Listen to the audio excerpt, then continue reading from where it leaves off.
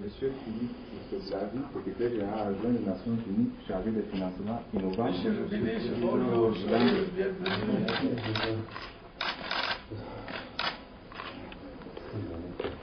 Et la chaleureuse et cordiale bienvenue au Cameroun.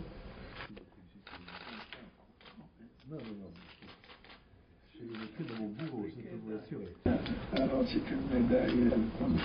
fait en souvenir des 50 ans d'indépendance du Cameroun.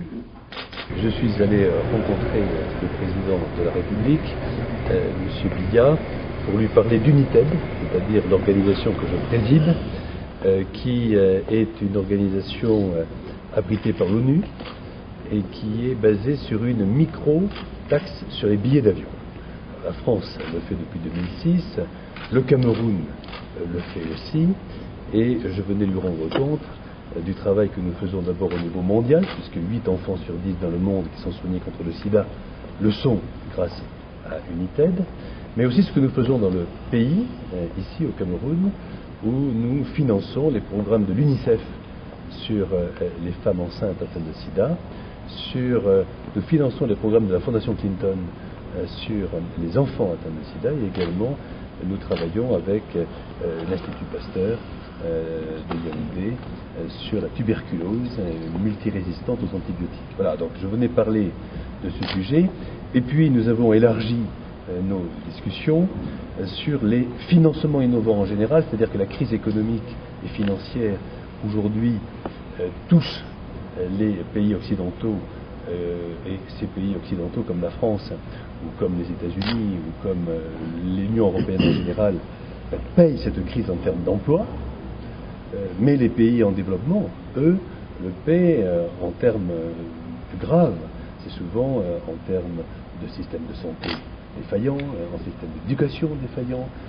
système d'assainissement défaillant, parfois aussi des problèmes de sécurité alimentaire ou d'eau potable. Et donc je suis venu dire combien il était important que le G20, au mois de novembre prochain en France, puisse prendre des décisions, puisse suivre aussi la proposition du président du G20 actuellement, le président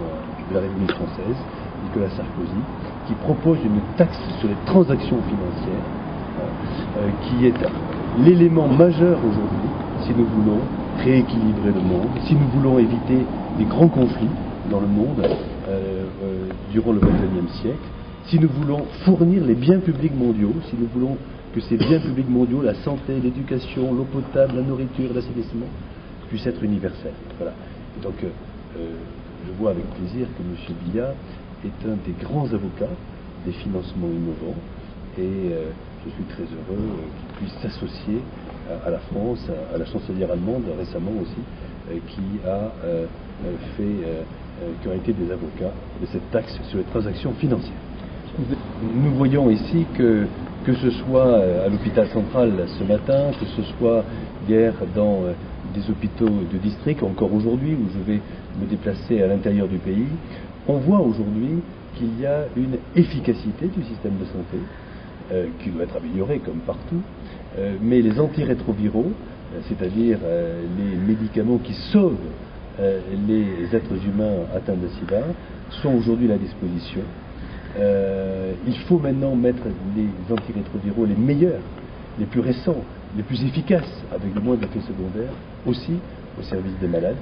C'est ce que nous faisons à United, et j'ai vu aussi que le ministre de la Santé était très efficace en permettant aux gens les plus pauvres de